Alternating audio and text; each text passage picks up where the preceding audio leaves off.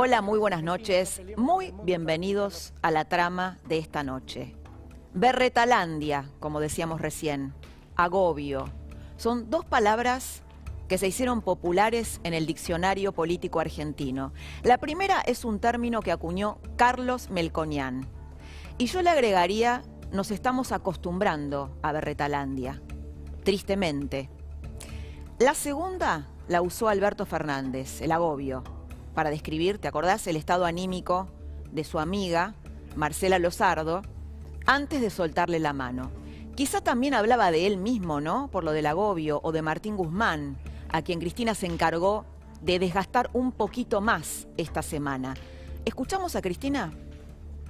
Deberíamos hacer todos un esfuercito, sobre todo aquellos que tienen responsabilidades institucionales, sean del oficialismo o de la oposición. Es más, si fueran de la oposición, que son los que contrajeron todo el endeudamiento y el préstamo del Fondo Monetario Internacional, son los que más deberían colaborar, insistir, para que nos den mayor plazo y mucha menor tasa de interés que la que el fondo quiere aplicarle a la reestructuración que otros contrajeron y que todos sabemos, todos y todas, que en los plazos y con las tasas que se pretenden, no solamente es inaceptable, que podría ser una actitud subjetiva. Bueno, no lo acepto, no es un problema de subjetividades, es un problema de que no podemos pagar porque no tenemos la plata para pagarlo.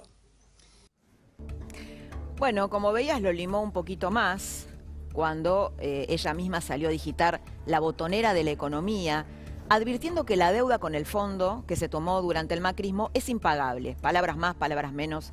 El ministro, sabés que está ahora mismo en Washington tratando de llegar a un acuerdo con el fondo. Pero mira lo que dijo Eve de Bonafini esta tarde, hablando de Guzmán y de Alberto Fernández. Eve de Bonafini representa lo que dice Cristina, es un outsider. Mirá. Pero también quería hablar de las últimas novedades, muy tristes, desgraciadamente. El señor presidente y el ministro Guzmán, que nos estuvieron engañando todo el tiempo, que iban a hacer acá y allá, y que era bueno, y que no sé qué. Ayer el presidente y el ministro hicieron ya un acuerdo con el fondo. El presidente dijo que iba a honrar la deuda. Señor presidente, ¿sabe usted que la va a honrar con una gran deshonra? Que la va a honrar con el hambre de los hambrientos, con el trabajo de los trabajadores que van a ganar cada vez menos porque esas son las exigencias. ¿A qué le llama honra a usted, señor presidente? ¿A ponerse de rodillas con el fondo? No se acostumbre a mentir, señor presidente, porque si no va a tener parecerse mucho a alguien que conocemos ya. Usted prometió otra cosa y el ministro Guzmán también prometió otra cosa. No nos mientan. Bueno, parece que Eve de Bonafini tiene información sobre un acuerdo del fondo que todavía no sucedió. Pero la pregunta es, ¿quién está más agobiado? ¿Alberto Fernández o Guzmán? Jorge Liotti, ¿cómo estás? Buenas noches. Jorge Liotti, yo les cuento, es no solamente uno de los columnistas más informados de la Argentina, sino que además se encarga de recorrer todo el espinel de fuentes y de conversar con los protagonistas directos. Así que lo que te va a contar es lo que recogió de esas fuentes. Jorge, ¿cómo estás? Bienvenido a la trama. Gracias. ¿Quién está más agobiado, Alberto o Guzmán? Mirá, yo creo que es un momento complejo para ambos. Guzmán muy expuesto después de este viaje a Estados Unidos, con resultados que seguramente ahora vamos a un poquito conversar acá también con Francisco. Y Alberto también en un momento de muchas condiciones, de muchas limitaciones, con demasiados movimientos internos que lo siguen desgastando, lo exhiben muy expuesto y sobre todo con un protagonismo de la vicepresidenta como el de ayer, que parece querer condicionar una parte muy importante de la política económica, a pesar de que hoy en el mensaje del Fondo Monetario dejaron en claro que es muy difícil cambiar los plazos o las condiciones. Lo que está planteando de Bonafini para el Fondo Monetario no tiene ninguna cabida, ¿no? Después vamos a hablar del acuerdo con el fondo, nos vamos a meter a fondo, valga la redundancia, en eso.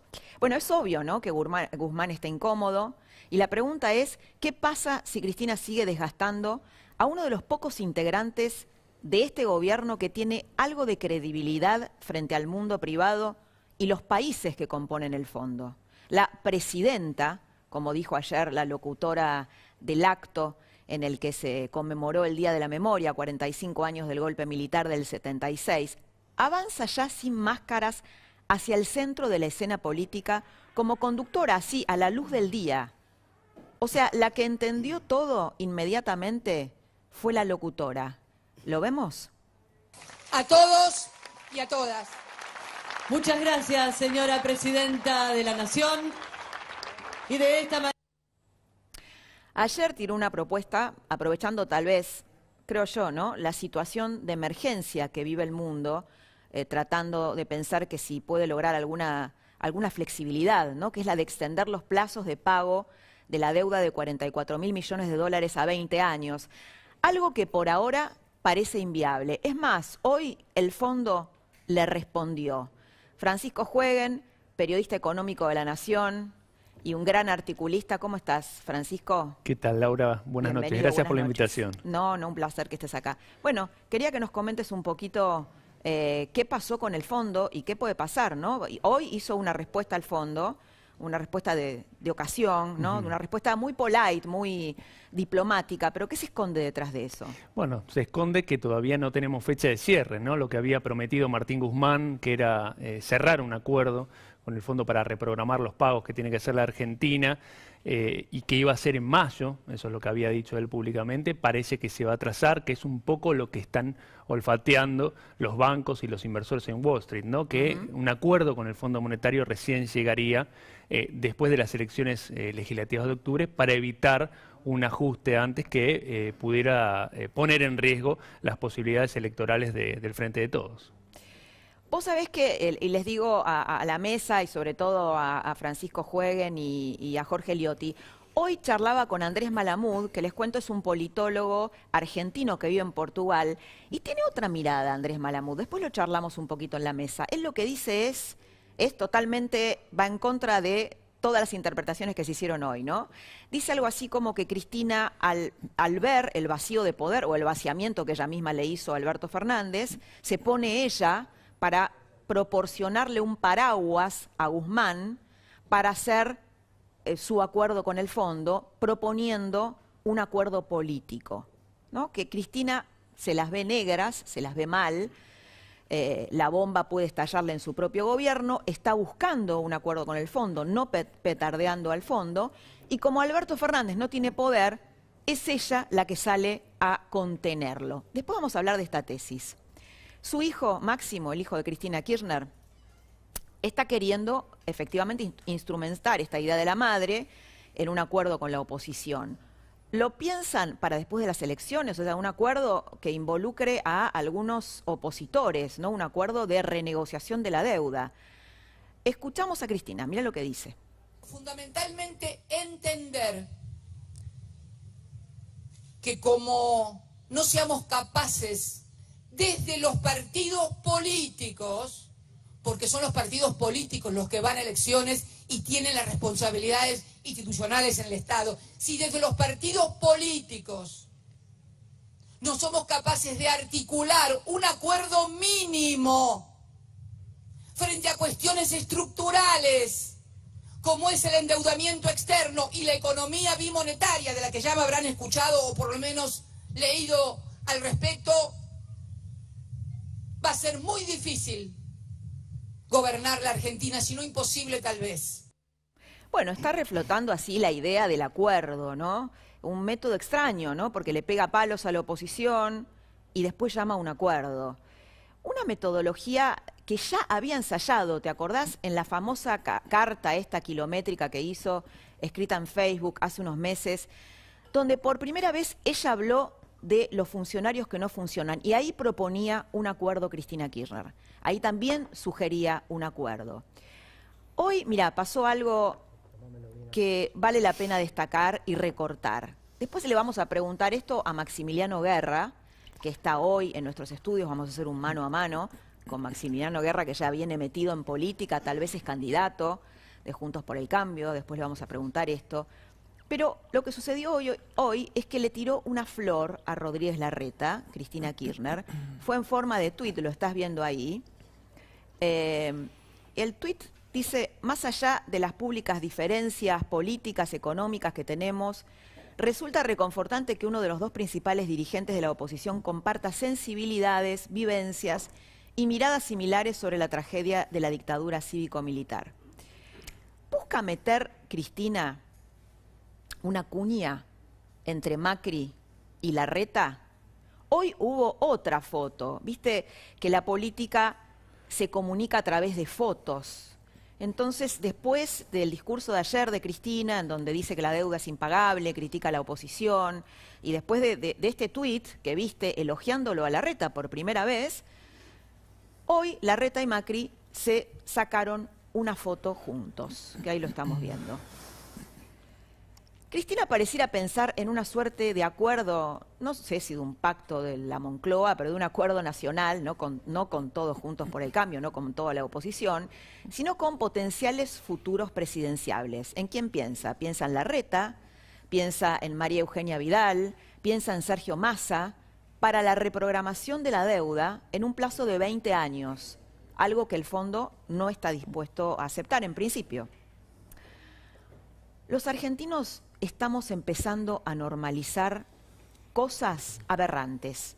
La pobreza, la mediocridad, el miedo a salir a la calle, la convivencia con el narco que se volvió a instalar fuerte. Empezamos a naturalizar la falta de vacunas y los privilegios de la casta política, como la apropiación ilegal de las dosis por parte de políticos y de militantes. A ver, lo que yo siento es que nos escandalizamos 5 minutos, pero después nos termina pareciendo natural que una chica de 18 años, Estefanía Purita Díaz, que es la militante kirchnerista que trabaja con el ministro Ferraresi, se haya vacunado antes que tu mamá, antes que tu papá, tus abuelos, poniendo en riesgo sus vidas. Hoy también se conoció, bueno, otro caso, ¿no? Hay decenas de casos. Hoy Luis Gasulla nos trajo un informe sobre las causas judiciales que hay en distintos distritos, en distintas intendencias del conurbano bonaerense y también en el resto de la Argentina. Y algunos casos. ¿Cómo estás, Luis Gasulla? Bienvenido. Hola, Laura, ¿cómo estás? Buenas noches. Un gusto tenerte acá, Bueno, hoy te decía, después vamos a charlar este material que trajiste que es bien impactante y bien interesante. Hoy se conoció el caso de un intendente cordobés de 52 años que accedió a la vacuna militante, obviamente quitándosela a tantos mayores de 60, 70 y 80, completamente indefensos ante el virus. Luis Gasulla consiguió un audio de Estefanía, el audio es de hoy, de esta chica que se vacunó, la empleada o la becaria de Ferraresi, que dice esto, mira, escucha. No quiero exponerme más ni a mi familia, digamos, esto fue una situación injusta en la cual yo ya la aclaré y listo, digamos, quiero que se corra del lugar mi persona, tengo una familia, estoy muy abocada a recomponerme de esta situación tan difícil para mí, abocada a seguir estudiando, conectándome con mi formación y abocada a mi familia, a recomponernos todos. ¿Sabes que quiero detenerme en el concepto de injusticia? Viste que ella dice, esto es injusto, ¿no? Ella lo menciona en el audio. Y la verdad es que tengo que decirte que es cierto. Vos decís, ¿cómo es cierto? Yo creo que algo muy malo habremos hecho los adultos de este país para que una generación de jóvenes haya crecido con semejante distorsión ética. Jóvenes a los que no pudimos enseñarles para que puedan discernir que cuando ellos se apropian de una vacuna, están firmando el acta de defunción de otra persona, la que verdaderamente la necesita. Vamos a hacer, viste que antes hablábamos de Berretalandia. Bueno, vamos a hacer un tour por Berretalandia. No te aseguro que vaya a ser un tour gratificante, pero sí, por lo menos para tomar conciencia. Hoy el INDEC informó que la tasa de desempleo para el último cuatrimestre del año pasado, por supuesto, del 2020, último cuatrimestre, fue del 11%. Claro, la cifra así fría no te dice mucho, pero se trata de 2 millones de compatriotas y por supuesto de sus familias que perdieron el trabajo durante la pandemia. La actividad económica cayó en el 2020 casi 10 puntos el año pasado. La mitad de lo que cayó en Brasil. Viste que Alberto Fernández dice, bueno, cayeron todos los países. No, algunos cayeron mucho más que otros. Hubo una caída histórica del consumo privado, que esto implica desde cuando vas a comprar la leche al súper hasta comprarte un auto o un electrodoméstico, todo lo que se consume, del consumo y de la inversión, un 13%, la mayor desde la crisis del 2001. Unas 25.000 empresas dejaron de pagar impuestos hasta noviembre del 2020. No se sabe si desaparecieron o si finalmente estaban tan asfixiadas que no pudieron pagar impuestos. Un capítulo aparte es la inflación, sin duda. Entre octubre de 2020, febrero de 2021, la suba de precios promedio acumulada fue del 20%. 20%. Y nosotros, anestesiados. Parece como si nos hubiéramos conformado con haber sobrevivido a la pandemia durante el 2020, y eso es todo. Mira, hoy hablaba con una amiga, una gran amiga, enorme colega, Norma Morandini, y me decía, Laura, la gente está resignada. La gente dice, bueno, es lo que hay, es lo que tenemos, pero lo que hay es sufrimiento. ¿Se puede salir de ese cortocircuito? Lo vamos a hablar en la mesa, tenemos un psicólogo, Luis Grach, lo vamos a hablar en esta mesa, de qué se trata y cómo se puede salir, ¿no? Venezuela y los tragaboludos. Sí, los tragaboludos, no me equivoqué, tragaboludos. En el Día de la Memoria, Cristina abandonó la ficción de que ella está en la sombra y Alberto es quien manda, y la ficción de que cree en la democracia. La Argentina se retiró justo el 24 de marzo del Grupo Lima, en un claro guiño a Maduro. Hay un tuit que todavía no salió mucho a la luz de Juan Grabois, que te lo quiero compartir porque es muy fuerte y porque representa el pensamiento de una parte del Frente de Todos. Dice, más allá del tema Venezuela, el Grupo Lima es la versión bananera de la OTAN para gobiernos colonizados. Bien hicimos sin irnos. Falta irnos del siniestro FMI y que la deuda la paguen los fugadores. Los fugadores. Bien, el relato del kirchnerismo a full. Otro tema para la mesa que vamos a tener al final de la trama. ¿Por qué es importante el Grupo Lima? Bueno, el grupo fue armado en el 2017 por países latinoamericanos para repudiar y meter presión al gobierno dictatorial de Maduro, reelecto en elecciones digitadas por él, con ausencia total de controles externos. Esto para los que dicen que se puede dialogar con Maduro, ¿no? Es como si dialogaras con Videla. La Venezuela de Maduro es hoy una dictadura que tortura, que mata, que mete presos a opositores, que anula las libertades, las más básicas. Y esto no se me ocurre a mí, no se le ocurren a los periodistas, no se nos ocurren a nosotros. Violaciones a los derechos humanos y crímenes de lesa humanidad que fueron documentados, confirmados por todos los organismos internacionales de derechos humanos, empezando por el informe de Michelle Bachelet, ¿te acordás de hace unos meses que presentó ante la Organización de Estados Americanos? La verdad es que es una verdadera paradoja que rememorando los estragos de una dictadura del pasado, la del 76, una sangrienta dictadura, se vivifique a otra del presente. También en un día que pretendía poner en valor los derechos humanos, Estela Carlotto, una dirigente que durante años ha sido un ejemplo de lucha contra la dictadura, a la que muchos admirábamos, pidió meter preso a un presidente democrático. Vamos a ver un tuit que hizo Pablo Abeluto, el ex ministro de Cultura de Macri. Mirá lo que dice. Los dichos de Estela Carlotto, instando al encarcelamiento de Mauricio Macri, la alejan definitivamente del Estado de Derecho. Escuchar a la mujer que alguna vez fue símbolo de la lucha por los derechos humanos, hablar el lenguaje de los dictadores, es el fin de una era. Nunca más.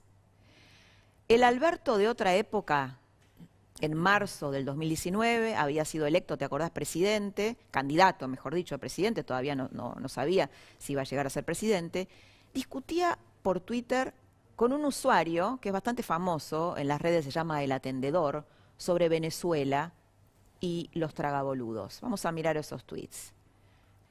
Vamos a mirar el tuit de Fernández. Fernández compartió una nota, la historia arranca así. Fernández compartió una nota periodística donde decía: necesitamos un cambio de modelo para evitar ser Venezuela, 2019.